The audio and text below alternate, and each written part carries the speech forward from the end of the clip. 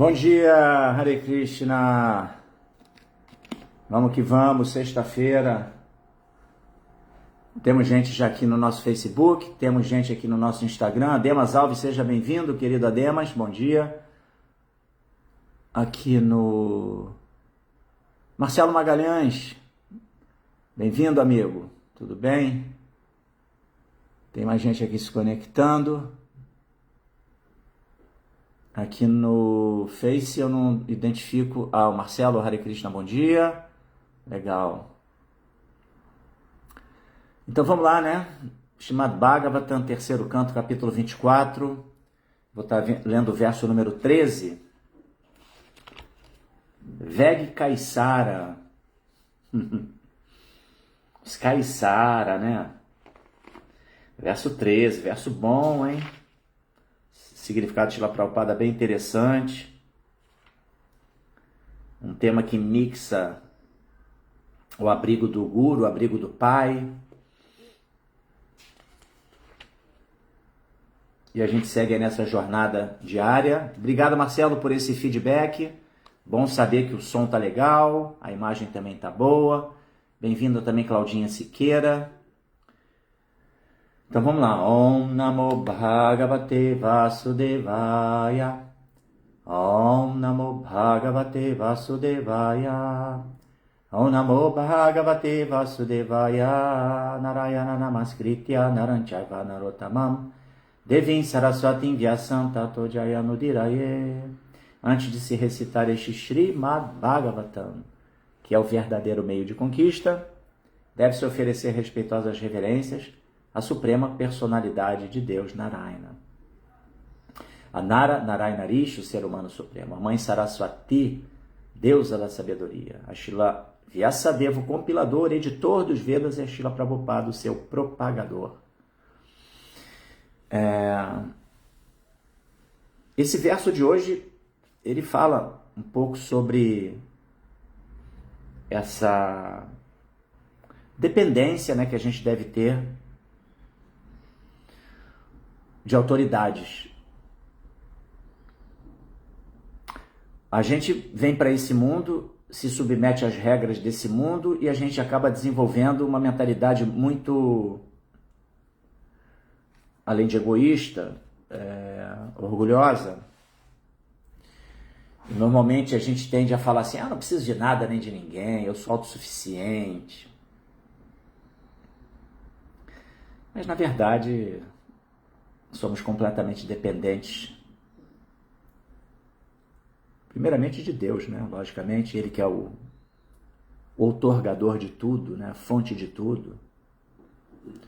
Mas também devemos honra, devemos gratidão aos nossos antepassados, a toda a gama de pessoas que passou por esse mundo e que deixou recursos, né? Deixou facilidades para que a gente pudesse habitar esse plano de existência, estar aqui nele. Enfim, então essa atitude humilde, né? Eu não sou humilde, então pense em ser. Essa é a instrução de Prabhupada. Se você não é humilde, então pense em ser humilde. Comece a desenvolver essa mentalidade. Porque a humildade é um sintoma de inteligência. A pessoa, em contrapartida, orgulho é um sintoma de ignorância. A pessoa orgulhosa é ignorante. A gente vê assim uma imagem da Via Láctea. E lá na Via Láctea tem um pontinho assim, um ponto, pequenininho, que representa o sistema solar. Imaginem, né? O fenomenal sistema solar onde nós nos encontramos, né? Onde está lá o planeta habitável, Terra. Aliás, todos os planetas são habitáveis, mas dentro da perspectiva mundana, né? Que oferece os recursos para a habitação. E aí dentro desse, é um dos planetas de um sistema solar, né? E aí dentro desse planeta Terra, que está ali orbitando e, enfim,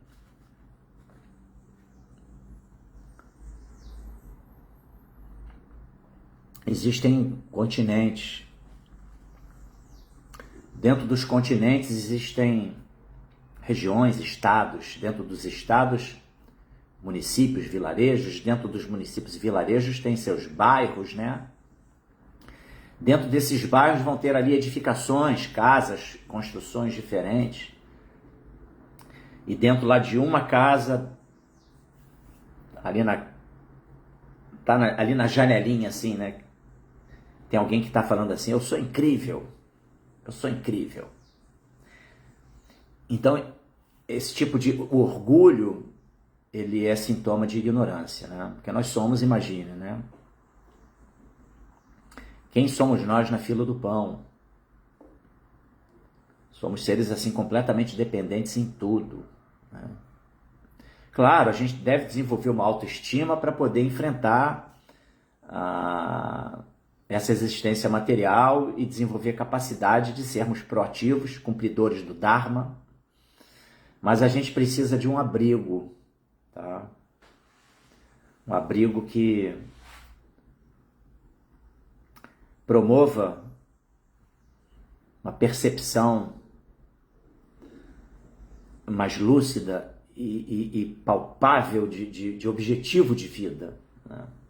Até por isso, antes de fazer a leitura, os devotos sempre fazem, né, uma oblação, reverenciam o mestre espiritual, as escrituras, a suprema personalidade de Deus, pede a quem está acompanhando que, por favor, envie as bênçãos para que seja uma leitura satisfatória, que a gente possa crescer juntos, né?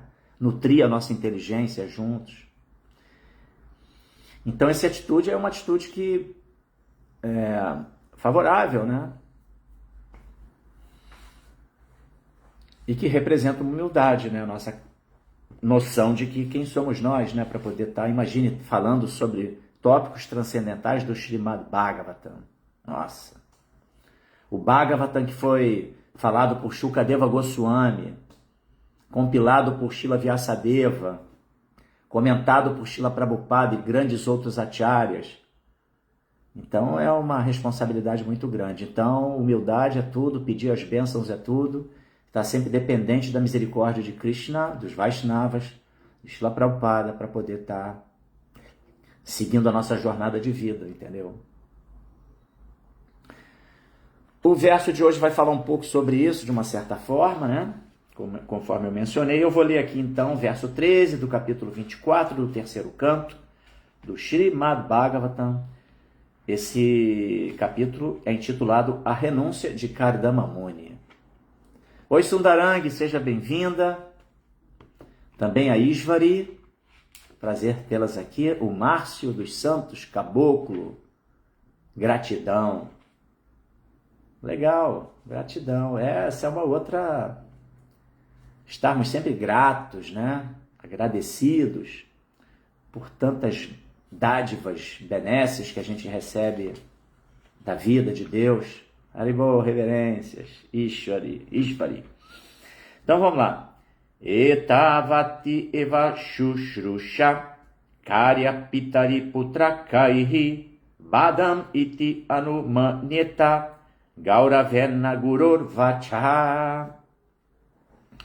Tradução palavra por palavra. Etavati, nesta medida. Eva, exatamente. Shushrusha, serviço. Karya. Bom dia, Fernando Araújo, bem-vindo. Deve ser prestado Pitari ao pai, Putra Kairi pelos filhos, Badam e Ti, aceitando, entre aspas, sim, senhor, fecha aspas. Anumaneta, ele deve obedecer. Gauravena, com devido respeito. Guruho, do Guru. Vachaha, ordens. Vamos à tradução depois do significado, dados por sua divina graça, Bhaktivedanta Swami Srila Prabhupada Ki Jai. Então vamos à tradução. Os filhos devem prestar serviço aos pais exatamente nesta medida. Deve-se obedecer à ordem do pai ou do mestre espiritual, com o devido respeito, dizendo, abre aspas, sim, senhor, fecha aspas. Verso anterior é o Senhor Brahma, né, que está falando aqui, tá? Então, no verso anterior, o Senhor Brahma falou: meu querido filho Kardama, uma vez que aceitaste completamente minhas instruções, sem duplicidade, mostrando-lhes o devido respeito, adoraste-me adequadamente. Todas as instruções que recebeste de mim, tu as executaste, e deste modo me honraste.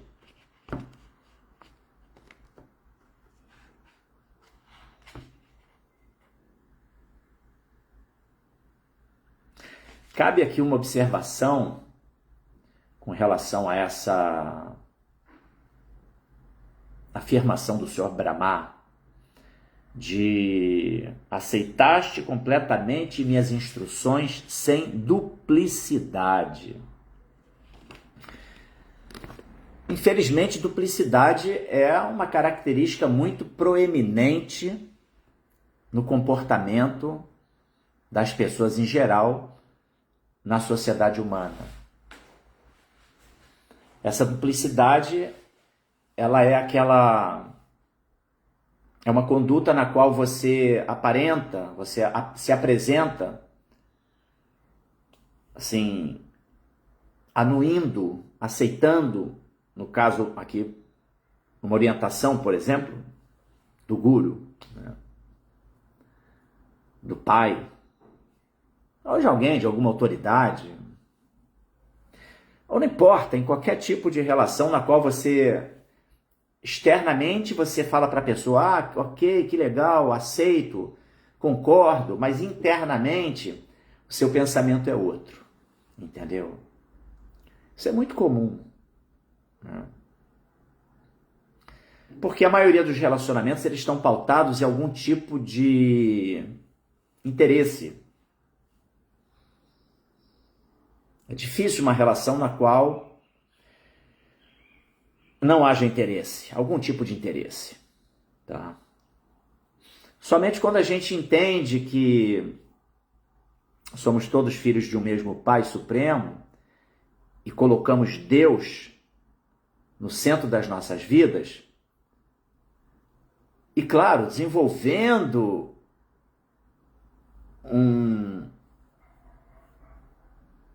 a reconstrução de uma maneira de viver, uma percepção da vida mesmo, né? Colocando Deus no centro da nossa vida, é que a gente vai conciliar objetivos e, consequentemente, se purificar dessa tendência de ter um objetivo escuso, interno, no cultivo dos nossos relacionamentos, né?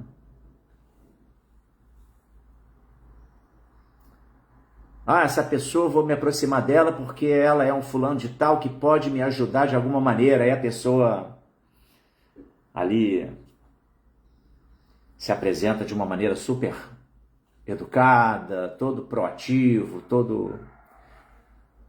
Um exemplo assim bem clássico disso, até recentemente aconteceu uma coisa bem curiosa, na qual eu fui num estabelecimento comercial para comprar um objeto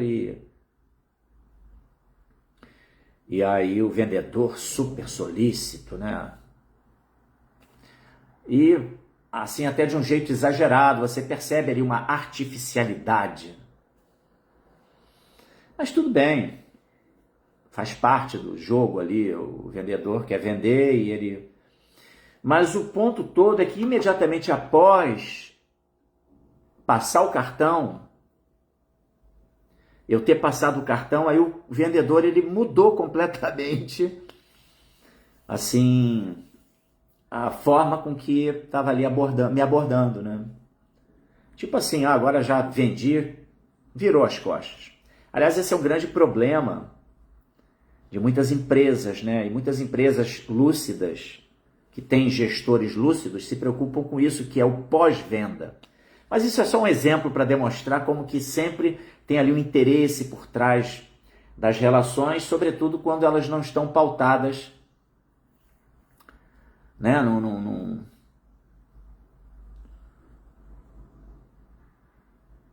em dar prazer à suprema personalidade de Deus, né?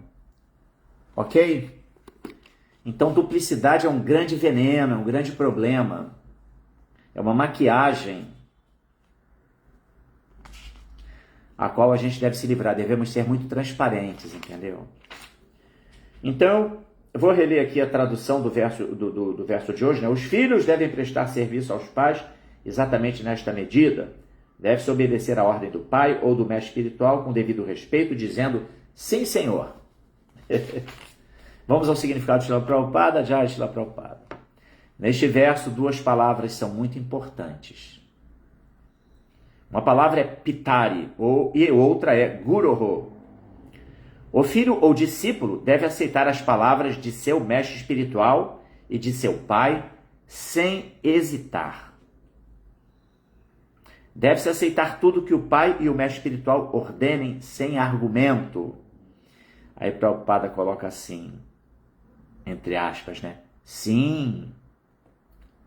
Não deve haver caso em que o discípulo ou o filho diga, abre aspas, isto não está correto, eu não posso fazê-lo, fecha aspas. Quando diz isso, ele está caído. Caído no sentido de grau de consciência, né? Está caído. Uma pessoa caída, uma pessoa que não está entendendo. Eu não estou entendendo. O pai e o mestre espiritual estão na mesma plataforma, porque o mestre espiritual é o segundo pai.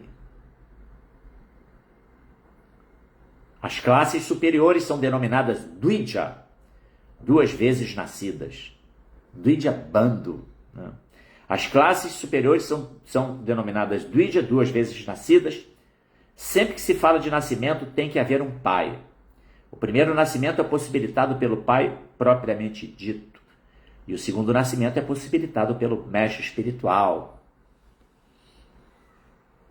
Pode ser que às vezes o pai e o mestre espiritual sejam o mesmo homem. E às vezes eles são homens diferentes.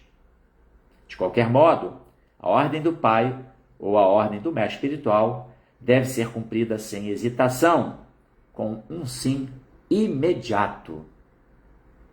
Não deve haver argumento. Este é o verdadeiro serviço ao pai e ao mestre espiritual. Vishwanatha Chakravarti Thakura declara que a ordem do mestre espiritual é a vida e alma dos discípulos. Assim como um homem não pode separar sua vida de seu corpo, um discípulo não pode separar a ordem do mestre espiritual de sua vida. O discípulo que seguir a instrução do mestre espiritual, dessa maneira, certamente tornar-se-á perfeito. Isto se confirma nos Upanishads. O significado da instrução védica é revelado automaticamente apenas a quem tem fé implícita na suprema personalidade de Deus e em seu mestre espiritual. Pode ser que alguém seja materialmente considerado analfabeto, mas se tem fé no mestre espiritual, bem como na suprema personalidade de Deus, então o significado da revelação escritural manifesta-se imediatamente ante ele. Srila Prabhupada Ki Jai. Mama Gyanatimmirandasya Gyanajana Shalakaya Chakshurumilitam Jena Tasmai Shri Gurave Namaha. Nasci na mais obscura região da ignorância, mas o meu mestre espiritual está abrindo os meus olhos com a chote do conhecimento. Ofereço-lhe, portanto, as minhas mais humildes e respeitosas reverências. Namam Vishnupadaya Krishna Prestaya Bhutale Shrimate Bhaktivedanta Swami Niti Namine Shirupa Sanatana Bhatta Raghunatha Siddhiva Gopal Bhatta Dasa Raghunatha Sadhu Goswami Prabhupada Ki Jai. Vancha Kalpatarubhyascha Kripa Sindhu Bhyaivacha Patitanam Pavanebhyo Vaishnavebhyo Namo Namaha. Jaya Sri Krishna Chaitanya Prabhu Nityananda Shri Advaita Gadadhara Shivasadi Gora Bhaktavrinda. Hare Krishna Krishna Krishna Hare Hare, Hare Rama Rama Rama Hare Hare. Então vou reler aqui o verso 13 do terceiro canto, capítulo 24. etavati eva shushrusha karya pitari putrakaihi badam iti anumanyeta gauravena gurur vacha. Os filhos devem prestar serviço aos pais exatamente nesta medida. Deve-se obedecer à ordem do pai ou do mestre espiritual com devido respeito, dizendo: sim, senhor.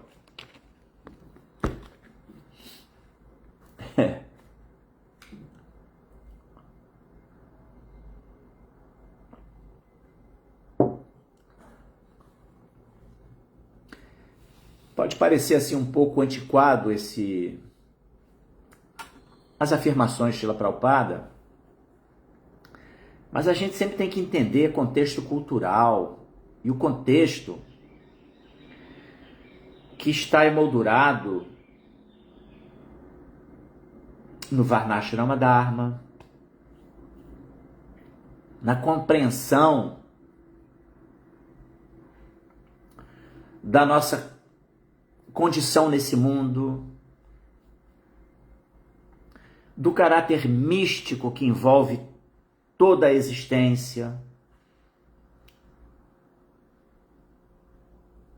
e não meramente a gente ter uma percepção rasa. Por exemplo, hoje em dia é muito comum alguns jovens falarem assim para os seus pais: ah, eu não pedi para nascer. Uma grande tolice, né? Mas querendo assim responsabilizar os pais, eximir-se da responsabilidade pelos seus próprios atos e querer escapar das responsabilidades com esse tipo de argumento assim pueril, vazio, nada filosófico. Porque compreendendo, primeiro, é claro, é um processo, né? Entender o que motiva a existência desse plano de existência material. Entender o porquê estamos aqui. Entender os mecanismos desse mundo, as energias que aqui predominam. Entender a nossa constituição integral como seres corporificados. Aí eu me refiro à estrutura física, terra, água, fogo, ar, éter, os elementos mais sutis materiais, mente, inteligência, ego falso. E aí, por fim, entender que eu sou a alma, o Atma, que está além de tudo isso e que habita o corpo, dá vida a esse corpo. Entender que estamos sujeitos ao que se chama samsara, ciclo de nascimentos e mortes. Entender que existe um plano absoluto, que é o plano da realidade. Nasato vidyate bhavo, nabhavo vidyate sataha. Ubayora pidriston tastu anayos tatuadarshibhi. Não existe continuidade para aquilo que é inexistente, nem cessação para o que é verdadeiro, o que é existente. Os sábios concluíram isso porque tatuadarshinaha, porque eles já viram a verdade. Ou seja, tudo isso que eu mencionei aqui previamente, esses estágios de compreensão, permitem a percepção da verdade. E aquele que vê a verdade, ele entende que esse mundo é um mundo ilusório, transitório, porque ele é temporário, né? E a existência aqui também é transitória, é temporária e, portanto, é ilusória. E está entendendo que o que é real é aquilo que é para sempre, é o eterno, o plano da eternidade, o plano do absoluto. E aí, entendendo tudo isso, a gente vai entender que nós estamos submetidos à lei do karma, obviamente, e que é ela que nos submete ao ciclo de nascimentos e mortes. Então, que é uma tolice alguém falar assim para um pai, para uma mãe: ah, vocês quiseram, eu não quis nascer. Não, isso é ledo engano. Todo mundo que está nesse mundo está porque por merecimento próprio, entendeu? E aí que entra essa questão, né, que a gente precisa ser grato, porque nutrido com todas essas informações relevantes, vamos entender que a vida, que esse plano de existência, ele nos oportuniza a escola da vida. Né? Existe essa expressão, né? A vida é uma escola, onde a gente vai aprender, batendo cabeça.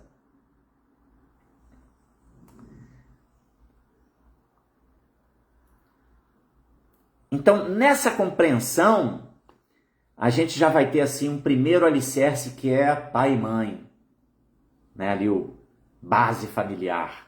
Até na Bíblia se fala isso, né? Honrar pai e mãe. Muito importante isso. Eu li já um tempo atrás um texto espírita em que se afirmava que, vejam bem, tá? É um estágio de consciência bem elevado, tá? Mas uma pessoa que, ainda que ela tenha sido abandonada pela mãe que a gerou, ainda assim ela deve ser grata à sua mãe biológica, porque ela foi o veículo que possibilitou o seu nascimento, que a abrigou por 9 meses, e que, ainda que a tenha abandonado, foi o veículo que a trouxe a esse mundo, dando-lhe, portanto, tendo funcionado como um instrumento para que ela pudesse estar nesse mundo e seguir sua jornada. Então, esse primeiro, por isso que dentro da cultura védica, os pais, eles são como os nossos gurus, entendeu? Porque vão nos ensinar uma série de condutas, né? De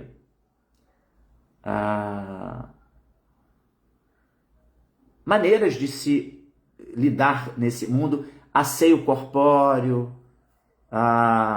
eles vão nos alimentar, vão, enfim, ter os cuidados com o filho, direcionar para uma educação. Sendo que dentro do conceito védico tem um plus, que é a orientação espiritual. Então, por isso, Prabhupada está falando aqui da posição do pai como primeiro guru.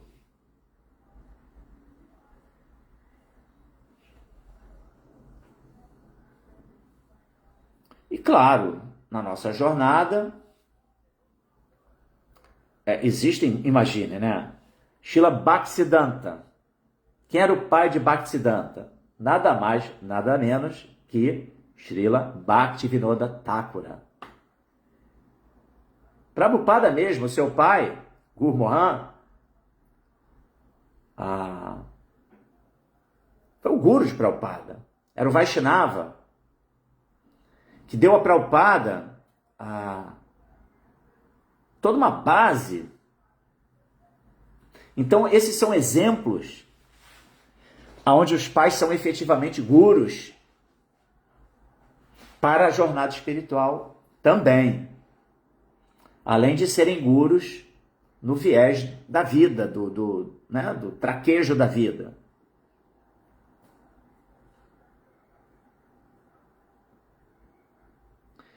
Então, esse tipo de gratidão, esse tipo de reconhecimento, ela é fundamental. Voltando ao ponto lá da minha fala no começo, sobre a qualidade da humildade, né?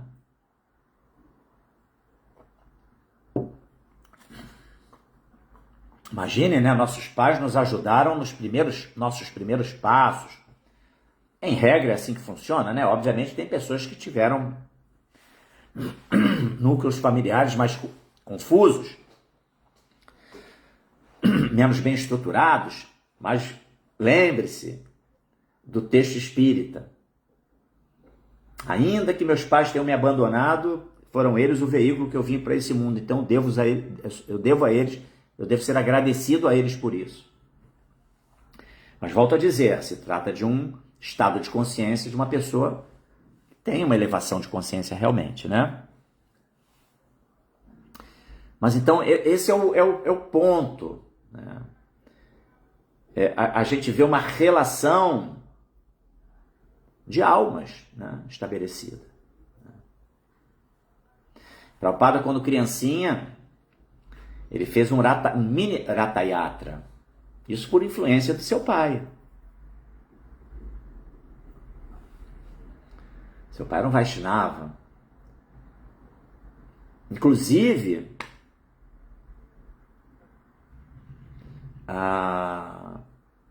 o pai de Srila Prabhupada não queria que ele se tornasse um homem assim, bem-sucedido somente materialmente, entendeu? Ele queria que Prabhupada fosse o que Prabhupada foi. Um devoto de Krishna, de alto quilate, né? E que, portanto, cumprisse com o verdadeiro propósito da existência, que é desenvolvimento na jornada espiritual, em autoconhecimento, autoaperfeiçoamento, para a satisfação da suprema personalidade de Deus. Claro, Prabhupada é um exemplo ímpar, porque Prabhupada, na verdade, ele era uma alma, é um Nitya Siddha, né? Uma alma que vem do mundo espiritual para empreender uma missão para a causa de Deus, né? Para o cumprimento da vontade de Deus. Então, é um exemplo máximo de devoção, de tudo, né? De lucidez. Mas pela trajetória de Prabhupada, a gente sabe que Krishna, para poder criar todo um enredo, e através desse enredo nós estamos nos alimentando, nos nutrindo, né? Quem já leu o Prabhupada Lilamrita, por exemplo, vai ver todos os percalços que Prabhupada passou. E como ele foi perseverante, como ele foi humilde, como ele foi comprometido com a causa do seu mestre espiritual, que é a causa de Chaitanya Mahaprabhu, que é a propagação dos santos nomes em todas as cidades, vilas e aldeias. E Prabhupada foi a ponta de lança do movimento do Senhor Chaitanya, que possibilitou o cumprimento dessa predição de que o Mahamantra seria entoado em todas as cidades, vilas e aldeias.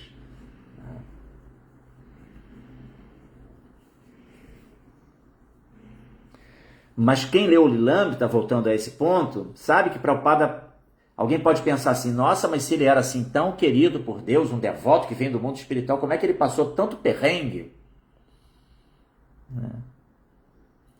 Ele passou porque ele estava pronto, preparado para passar e superar os obstáculos e ser um grande exemplo de superação.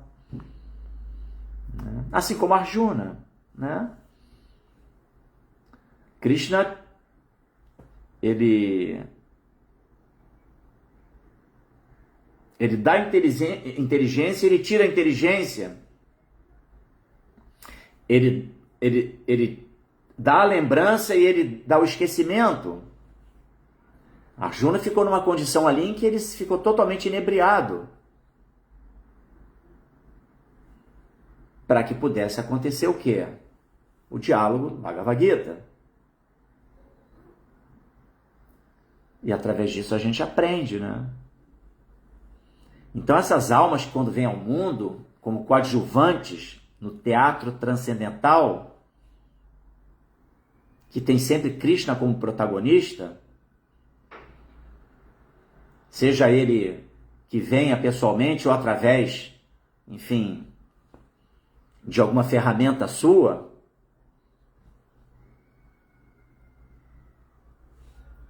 eles são colocados essas almas, elas são colocadas em situações Não é que elas estão sem o abrigo de Krishna. Krishna está por trás de tudo. Ontem a gente estava ali no Lalita Veg, né?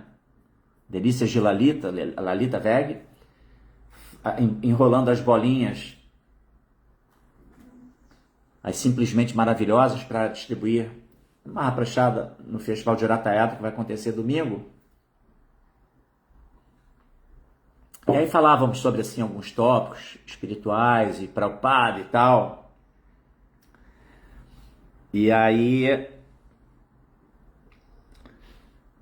veio a pergunta, né? Qual foi o primeiro Jagannatha que se manifestou no Ocidente? Aí lembramos, né, que foi aquele lá em São Francisco, em que uma devota Malati, ela passou numa lojinha de artigos esotéricos e viu aquela formazinha assim de Jagannatha, a Murti de Jagannatha. E ela pegou a Murti e levou para Prabhupada. E aí Prabhupada, quando viu Jagannatha, imagine, né? De repente chega o Senhor Jagannatha. Bingo! Confirmou, né? Ali confirmou. Prabhupada, ali foi uma das confirmações de Prabhupada do êxito da missão dele. Então ele passou por uma série de tribulações, mas o Senhor Jagannatha se manifestou. Pá! Ali ele... Pronto. Krishna está por trás de tudo. Aí é interessante porque ele comentou com a devota, né? Vem cá, tinham outras duas. Aí ela falou, sim, então corre lá para pegar. Que era Baladeva e Subhadra. Então essa foi a primeira...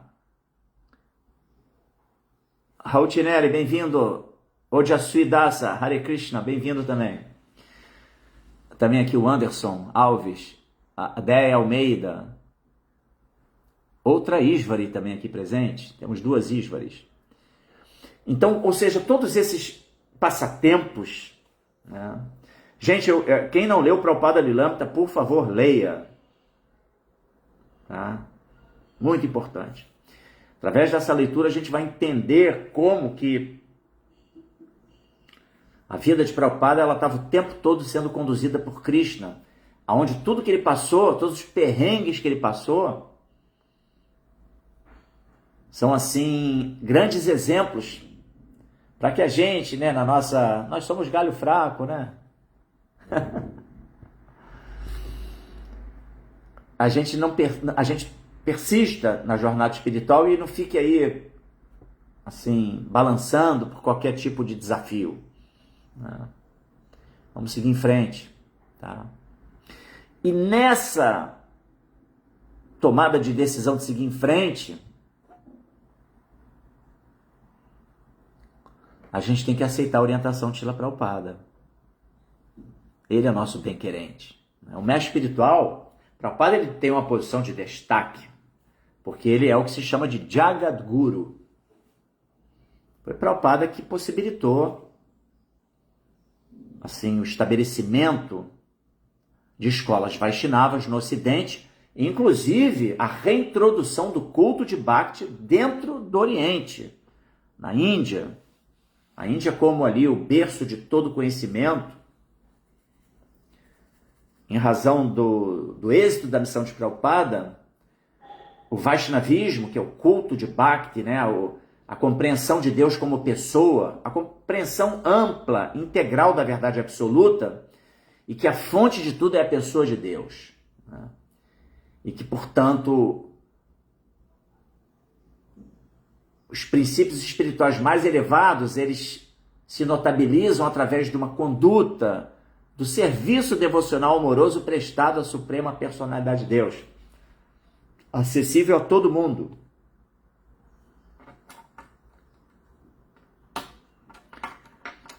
Então, ou seja, Prabhupada tem essa posição de Jagadguru. Ele é a primeira vela acesa. Quando você tem uma vela acesa, você pode acender muitas velas. E Prabhupada foi acendendo várias velas, né? Se tornaram também focos de calor e luz, de acolhimento. Muitos devotos aí espalhados pelo mundo que estão abrigados em Prabhupada, outros que estão abrigados naqueles que se abrigaram a Prabhupada, e assim essa corrente de sucessão discipular. Mas todo mundo está com o farol, a luz que emana do farol de Prabhupada. Como caminhar numa jornada espiritual de forma lúcida, sensata, com pés no chão e obtendo desenvolvimento e avanço.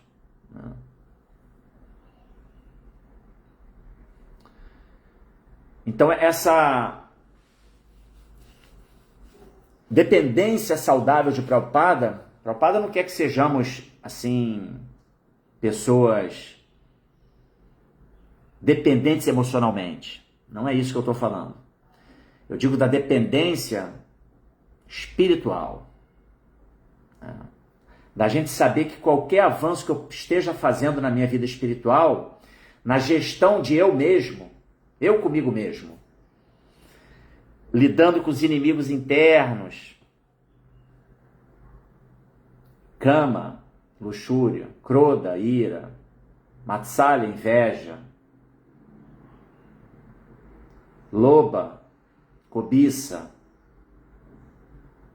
morra, ilusão e mada, loucura, 6 inimigos internos.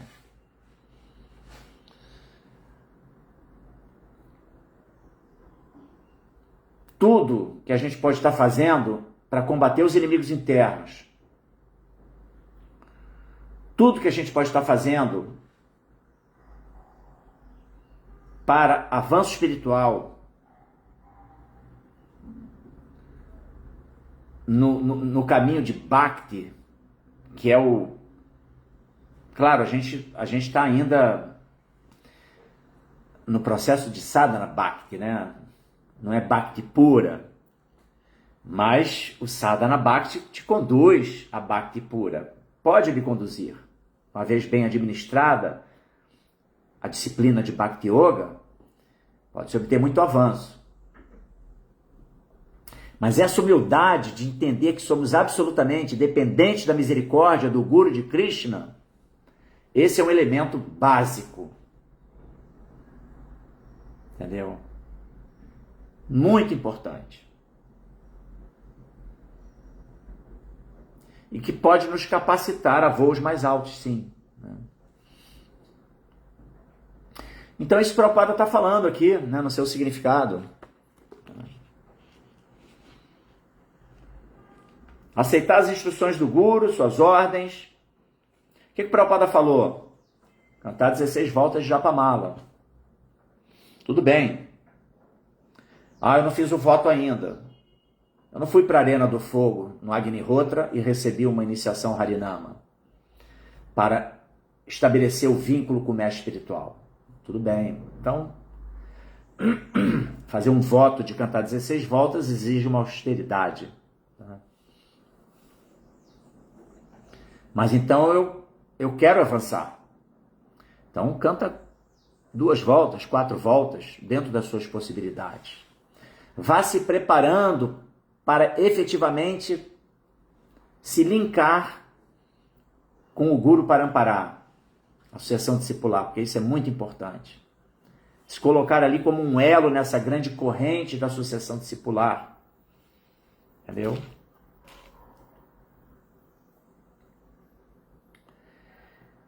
E claro, buscar associação com os devotos, ouvir o Srimad Bhagavatam regularmente,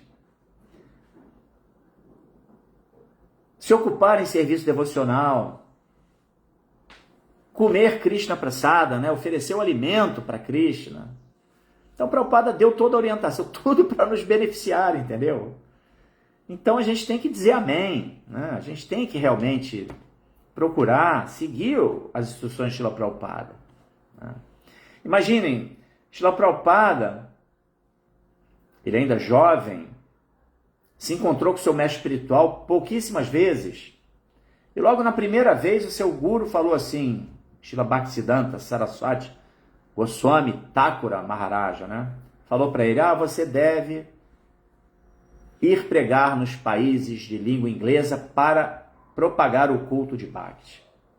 A missão de Chaitanya Mahaprabhu é a coisa mais importante, propagar o cantar dos santos nomes do Mahamantra Hare Krishna, Krishna Krishna, Hare Hare, Hare Rama, Rama Rama, Hare Hare. E Prabhupada durante 40 anos foi se preparando para, aos seus 69 anos de idade, sair lá da Índia e vir para cá, para o Ocidente, para atender às ordens do seu mestre espiritual. E o resultado está aí.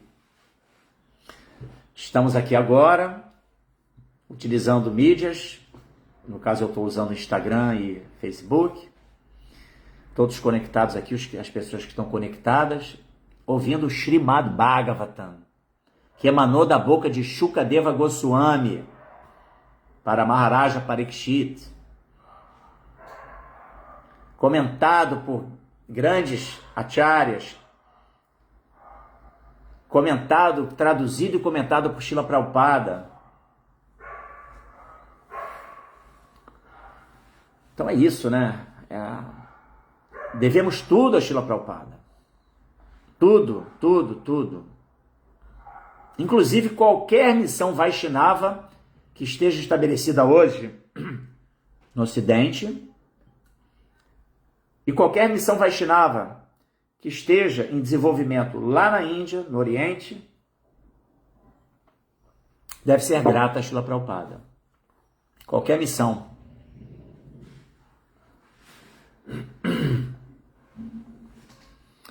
Então, basicamente é isso, né?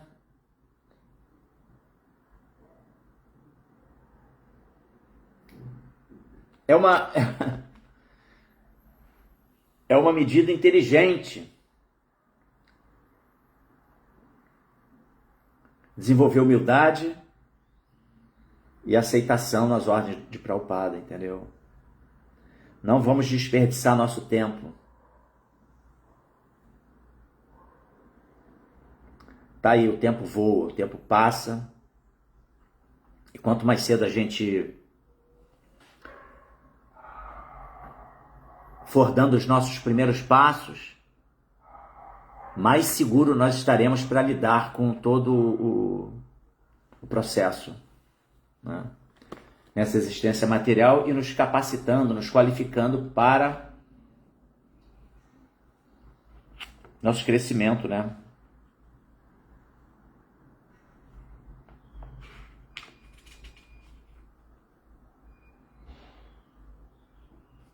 Shila Prabhupada aqui, Jai. Raul Tinelli Júnior, minhas reverências também. Muito obrigado aí por seus votos, suas bênçãos. Também lhe desejo o mesmo.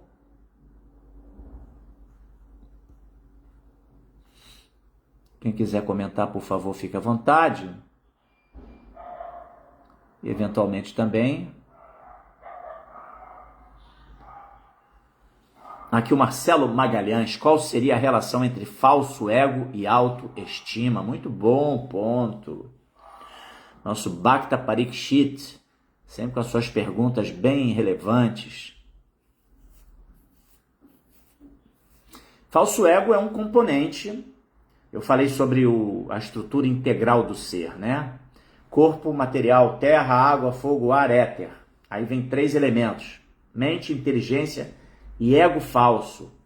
Falso ego é o elemento mais sutil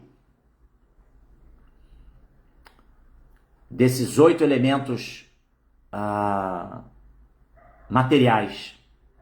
O mais sutil que tem é o ego falso. Aquela compreensão de que você está identificado com o personagem que você vivencia nesse frame de existência no qual você se encontra. Eu sou essa pessoa. Né? Eu sou um Hare Krishna. Até isso a gente tem que se livrar. No sentido da designação, né? De estar identificado com uma designação. A gente é alma espiritual, servo eterno de Krishna, ponto. Entendeu? Essa é a nossa identidade. Né? Mas o ego falso, ele tem sua importância, né, para a gente poder lidar. A gente precisa de um impulsozinho, né, de um orgulhozinho para conseguir andar com a cabeça erguida nesse mundo. Né? Eu gosto de dar sempre esse exemplo que quando a gente tem uma perda importante na vida, de uma pessoa importante na vida, isso promove assim um vazio existencial muito grande. Parece que nada tem sentido. Quem já teve alguma perda significativa dessa natureza sabe do que eu estou falando. Aquele vazio. Às vezes uma desilusão amorosa também promove isso. A pessoa que estava muito apaixonada, né, por uma outra, e aí tem aquela desilusão amorosa e parece que tudo foi uma puxada de tapete. A vida perdeu o sentido. É tudo um vazio, dá uma angústia. Mas com o passar do tempo, a gente, devido ao ego falso, a gente precisa seguir em frente. Né? Então o ego falso nos ajuda nisso. Tá? Agora,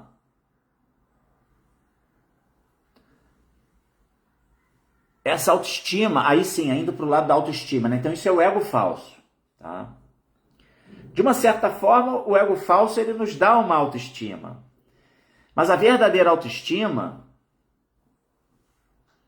ela precisa estar embasada em valores, princípios filosóficos, né? Entendeu? A autoestima, por exemplo, de você estar nutrido, Buddha Yoga, e conseguir administrar, gerir a sua vida espiritual e, paralelamente, a sua vida no mundo material, porque o cumprimento do Dharma também é importante. Mas, ao mesmo tempo, a gente tem que estar sempre assim, puxa, se não fosse Prabhupada, onde é que eu estaria? Entende? E isso até não vai nos dar um outro sentido também, uma outra sensação de autoestima.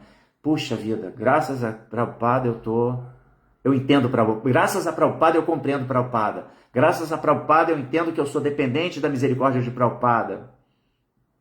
Entende? A autoestima ela não pode ser um elemento que faça a gente pensar assim, eu sou autossuficiente, não dependo de nada e de ninguém. Aí pronto, aí o ego falso tomou conta. Então tem que ser uma autoestima lúcida. Uma autoestima que esteja devidamente situada. Né? Para que ela seja... Ela tem que estar nutrida pelo conhecimento espiritual. É isso. Se não estiver nutrida pelo conhecimento espiritual, é maia. É ego falso puro. Entendeu? Né? Otávio aqui comenta, o Jasuidasa, além da vida em Bhakti, há outros requisitos necessários para se atingir a Swarupa. Rapaz, eu vou te falar uma coisa assim, bem franca, o Jasui, eu nem penso nisso, sabia? A revelação da nossa forma espiritual, eu particularmente, tá? Acho algo assim tão distante, que eu costumo falar, vamos construir uma fortaleza tijolinho por tijolinho, entendeu? Vamos aqui começar, eu entendo sim que eu estou engatinhando no culto de Bhakti. Né?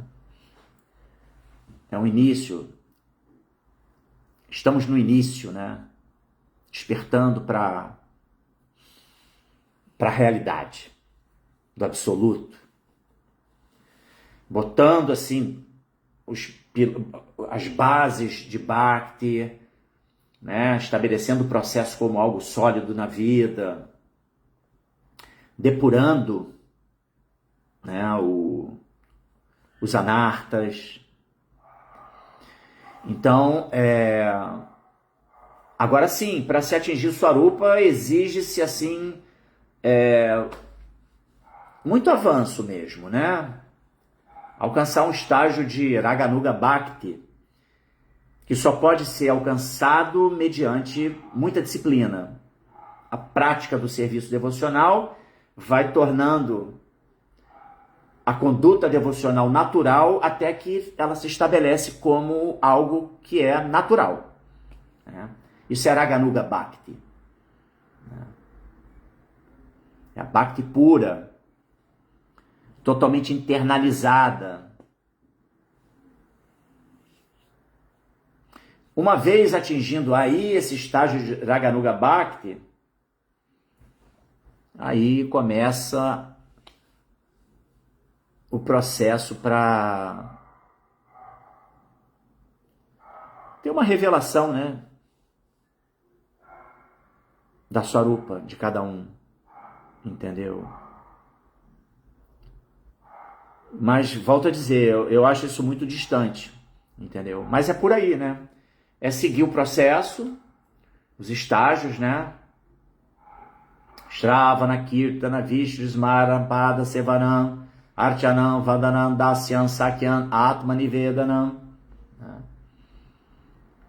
E seguir ali a Doshrada, Tato Sadhu Sangha, Bhajana Kriya, Anartha Nivriti. Anartha Nivriti, vai eliminando os anartas. Aí, Nista, se fixar no processo. Ruti, começar a sentir o gosto. A Shakti, eliminação de qualquer apego e desejo. Bhava, para chegar em Prema, Prema Bhakti, né? Como eu mencionei, né? Raganuga Bhakti, Bhakti pura, e Prema Bhakti significa... Não. Aí a gente vai pensar em Swarupa, sabe, Ojassi? Eu penso dessa maneira, tá? Mas enfim, os requisitos são esses, né? Seguir estritamente a disciplina de Bhakti Yoga,